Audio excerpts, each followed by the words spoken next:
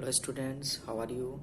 मैं Arjun Kumar, assistant professor, department of history, TS college Hisua से आप लोगों के बीच एक नया टॉपिक लेकर के आया हूं, जिसका नाम है प्रथम नगरीकरण एवं द्वितीय नगरीकरण के बीच तुलना, अर्थात comparison between first urbanisation and second urbanisation.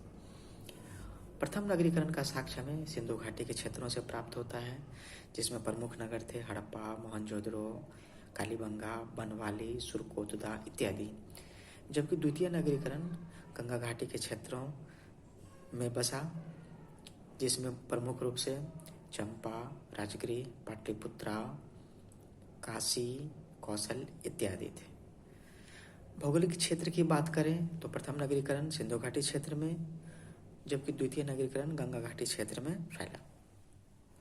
सिक्कों के प्रयोग के दृष्टिकोण से अगर हम देखते हैं तो प्रथम नगरीकरण के दौर में हमें मोहरें प्राप्त होती है, चाहे वो सेलखड़ी की हो या कांस्य का हो, और इससे विदेश व्यापार बहुत कम मात्रा में होता था। जबकि द्वितीय नगरीकरण में हमें चांदी के आहत सिक्के, पंचमार्क कॉइन्स प्राप्त होते हैं, और इससे हमें विदेश व्यापार की भी जानकारी मिलती है।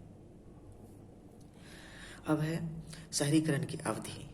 जैसा कि हम जानते हैं, प्रथम नगरीकरण का जो काल था, अर्थात हड़प्पा सभ्यता का जो काल था, वो 2350 ईसा पूर्व से लेकर के 1750 ईसा पूर्व तक माना जाता है। लगभग 600 वर्षों तक यह काल रहा।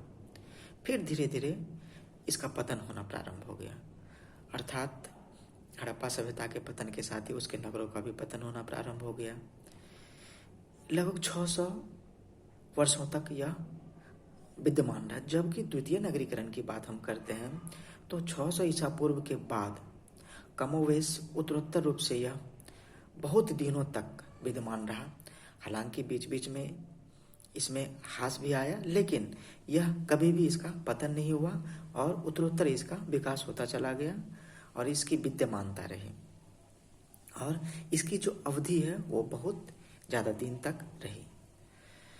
प्रथम नगरीकरण में विदेश व्यापार की जो बात है तो हमें मेसोपोटामिया आदि देशों से विदेश व्यापार के बारे में जानकारी मिलती है, जबकि द्वितीय नगरीकरण में हमें मध्य एशिया या पूर्वी एशिया या अन्य क्षेत्रों से भी व्यापार के बारे में जानकारी मिलती है। सामाजिक संरचना के क्षेत्र में अगर हम बात करते हैं तो प्रथम नगरीकरण में समाज ज़्यादा जटिल नहीं था, जबकि द्वितीय नगरीकरण के समय समाज की जटिलता बढ़ गई थी।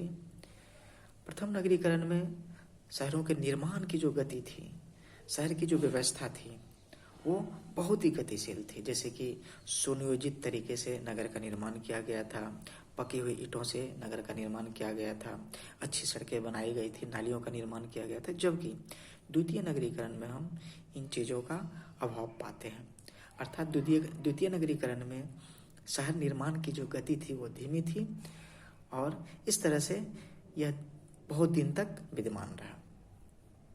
अब बात करते हैं लिपि के क्षेत्र में, तो प्रथम नगरीकरण के समय जो लिपि हमें प्राप्त हुई उसे अभी तक पढ़ा नहीं जा सका है, लेकिन एक सुव्यवस्थित लिपि का पता है। जबकि द्वितीय नगरीकरण के समय हमें जो लिपि प्राप्त हुई उसको पढ़ा जा सका है और उसका अर्थ भी समझा जा चुका है। और इस तरह से दोनों नगरीकरण, अर्थात प्रथम नगरीकरण और द्वितीय नगरीकरण के बीच जो समानताएं, असमानताएं, विशेषताएं हैं, वो हमें इसका अध्ययन करने से पता चलता है।